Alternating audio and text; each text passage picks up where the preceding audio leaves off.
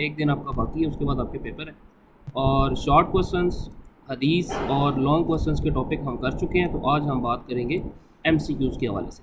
MCQs definitely हर paper के अंदर एक बड़ी इंपॉर्टेंट जो वो चीज़ होती है। तो ये आपके पास एमसीक्यूज़ गिवन है, ऑलमोस्ट 100 प्लस एमसीक्यूज़ हैं और ये इनके सामने इनका जो आंसर है करेक्ट वो आपका लिखा हुआ है।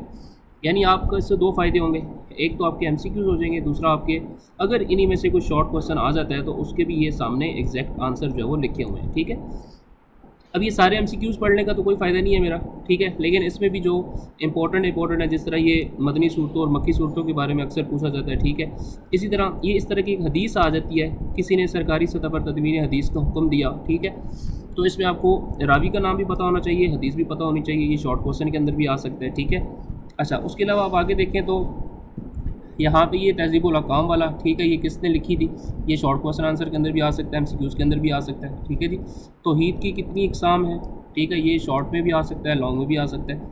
तो इस तरह ये जो चीज़ें हैं इसमें आपको दो फ़ायदे हैं, तो एक तो इसके आपके एमसीक्यूज़ क्लियर हो जाएंगे, दूसरा ये होगा कि आपके जो शॉर्ट क्वेश्चन हैं वो एक बार फिर से ऑटोमेटिकली जो है वो रिवाइज़ हो जाएंगे। ठीक है, अब आप देखिए नमाज का फ़लसफ़ा क्या है, ये शॉर्ट में भी आ सकता है, एमसीक्यूज़ में भी आ सकता है। ठीक है, और ये एग्जैक्ट आपने जस्ट पढ़ने हैं, 2 से 3 बार आप पढ़ेंगे तो आपकी चीज़ें जो है वो याद हो जाएंगी।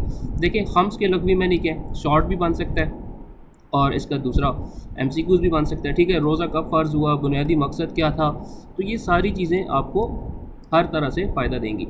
अब आप देखें हज के दिन चल रहे हैं, तो हज के हवाले से मैंने आपको बताया था कि लॉन्ग के अंदर भी इस टाइम हज बहुत इंपॉर्टेंट है और एमसीक्यूज़ और शॉर्ट के हवाले से भी इसकी काफ़ी इंपॉर्टेंस है। ठीक है जी, ये आप नीचे देख लें, आपके चैप्टर वाइज जो है वो एमसीक्यूज़ यहाँ पर बने हुए हैं। नबी पाक हज़रत हलीमा सादिया के पास कितना अर्सा रहे, ठीक है, ये शॉर्ट में भी आ सकता है, एमसीक्यूज़ में भी आ सकता है। ठीक है, इसी तरह आपके पास नबी पाक किस वक्त रोज़ाना अज़वाज के पास जाते थे, ठीक है, वो भी एक स्पेसिफिक एमसीक्यूज़ भी बन सकता है और आपके पास ये उसके अंदर भी आ सकता है। ठीक है, फसलों की ज़कात कहलाती है, उसको क्या कहते हैं हम, ठीक है, ज़कात के हवाले से शॉर्ट क्वेश्चन भी बड़े इंपॉर्टेंट है और लॉन्ग भी इसके अंदर जो वो बहुत इंपॉर्टेंट है। ठीक है जी, उसके अलावा आप आगे देखें असूल इल्म के बुनियादी अरकान, यानी ये कुछ ऐसी चीज़ें हैं जो एमसीक्यूज़ तो ये सारे हैं ही हैं, लेकिन इनमें से आप जो है वो शॉर्ट क्वेश्चन भी आपके हो जाएंगे जब आप इनको अच्छे तरीके से करेंगे।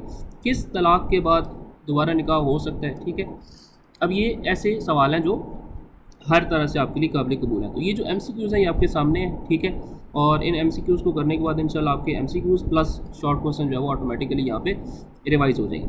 उसके अलावा ये जो यहाँ से इमाम वाला चैप्टर शुरू हो जाता है, 12 इमामों वाला, तो इनमें से मैंने आपको बताया था शॉर्ट क्वेश्चन आपका मस्ट आता है। उसके अलावा यहाँ पे आप देखें इनके एमसीक्यूज़ हैं और ये एमसीक्यूज़ बहुत इंपॉर्टेंट है, यानी इसमें से आपके एमसीक्यूज़ भी लाजमी आएंगे।